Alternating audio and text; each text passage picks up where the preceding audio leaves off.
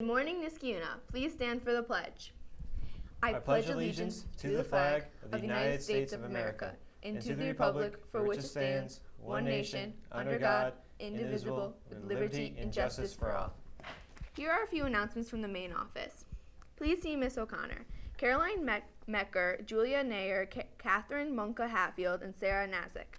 The following students have items in the main office: Sanjuta Dolta, Joshua Chopra, Garrett Davis, Sophia Mazrick, Katie Full, Sarah Bobak, Shaquille Fowler, Ayo Elefantui, David Carraz, and Dylan Carlock.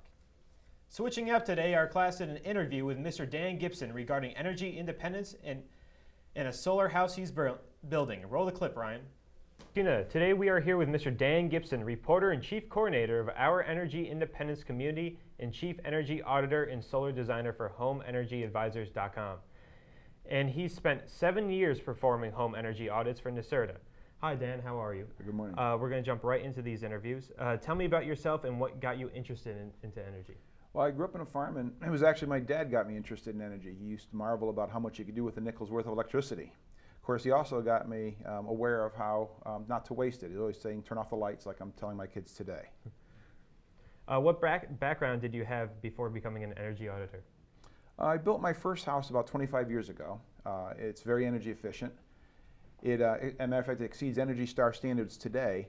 Geothermal heat pump and a lot of foam insulation. Plus, I've got a degree in math and physics, and I've read a lot of books, and it's my primary interest. Okay. What did you do as chief energy auditor?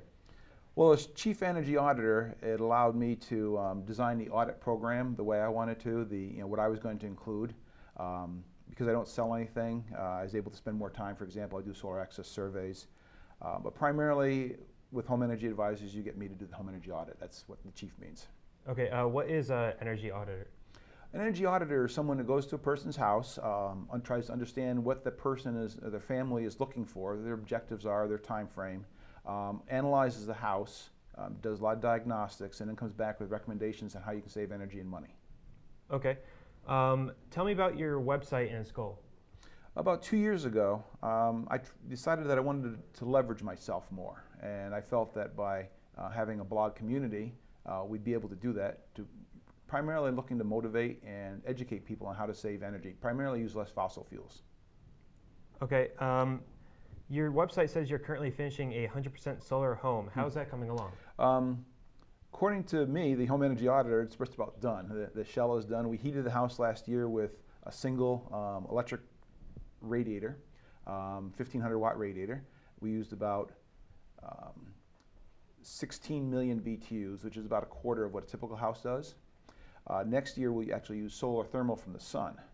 However, according to my wife, we're not quite finished yet. We don't have the kitchen or the trim or some of the painting done, so we're getting there. And how much energy does your solar array currently produce or will produce? Yeah, we have a 6.2 kW array.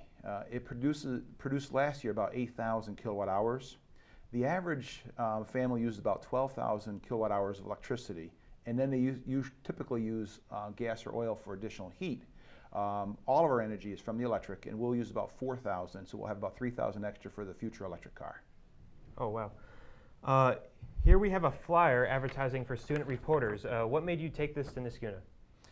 To Niskayuna and other area high schools, I'm trying to get students, young people, more involved in energy and the issues related to it. There are a lot with both the energy prices and availability decreasing and with global warming issues. So my primary idea was to let them start thinking and writing and talking about energy, and hopefully they will get their peers involved, and if we're really lucky, they might get my generation involved as well. If you'd like to have a copy of the flyer, pick them up from Mr. DeCesar's room at F137. Thank you, Mr. Gibson. It was a pleasure to have you. It was a pleasure to be here. Have a great day. Back to you. Thank you, Ryan. No problem.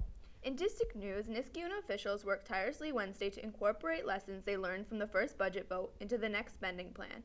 The school's first budget vote on Tuesday resulted in a resounding defeat. The current agenda for the district over the next 2 weeks is to cut the budget proposal by at least another $560,000 to get the proposal under the state tax cap. The goal is that the proposal will appease the voters and hopefully get the second school budget vote passed. Today we also have a new series of film Niskayuna Sports for you. Have you ever wondered if you could win against a wrestler in a fight? Elijah found out the hard way recently in a series of quick pins and throws, leading to his ultimate defeat. Here's a clip. Good morning, Niskiuna. A few weeks ago, we were brainstorming and came up with the thought, what would happen if a regular person went up against a wrestler? And so we decided to go through with it, and here we are in Niski's own wrestling gym. On our right, we have Niskiuna's Tim Jones, who has been wrestling for 2 years on both JV and varsity. And on our left, we have Elijah, who, he's not a wrestler. Without further ado, we shall now begin.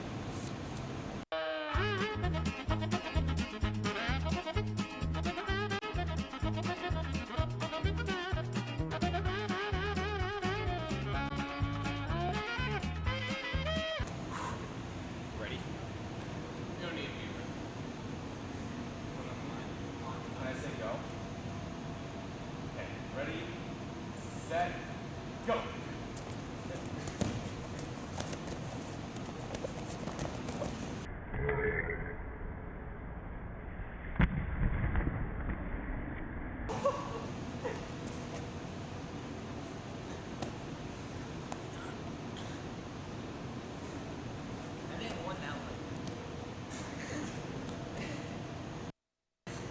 Ready, go!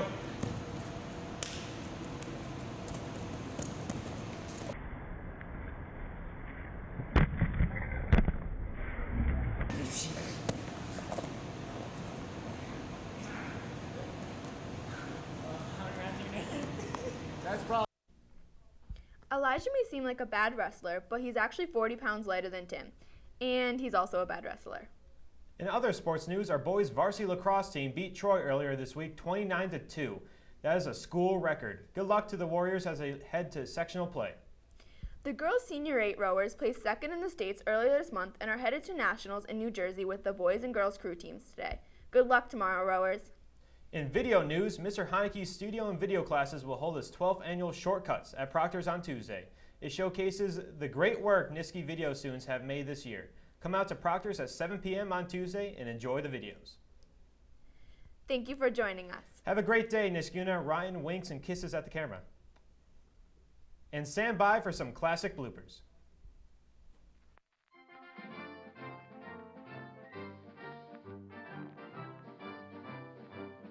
I pledge allegiance to the flag of the United States of America and to the republic for which it stands, one nation, under God, indivisible, with liberty and justice for all.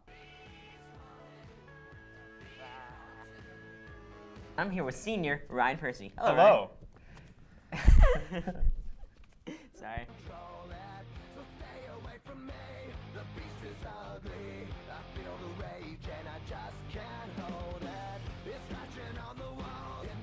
If you were a strong, independent woman, who would you be?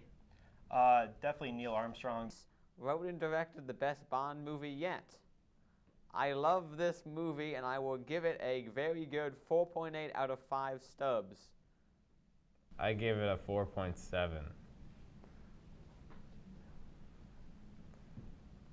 Ranks. Today I'm going to describe the perfect, smart, respectful, and honorable student of the Hello everyone, this is Jack from Real Man News with New Bobo and Spruce Springsteen. We just want to wish you a Happy New Year. Who likes the new Bobo? I'm Bobo. You're old Bobo, this is New Bobo.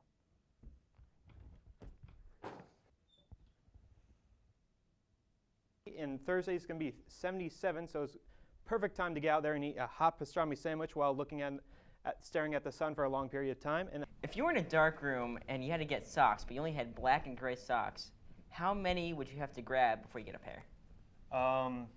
2. This is why you're not going to college. Okay. Sometimes I like to cover myself in Vaseline and lay in my bed and pretend I'm an earthworm. But I'm sure you already know that. Have a wonderful rest of your day, everyone. Goodbye.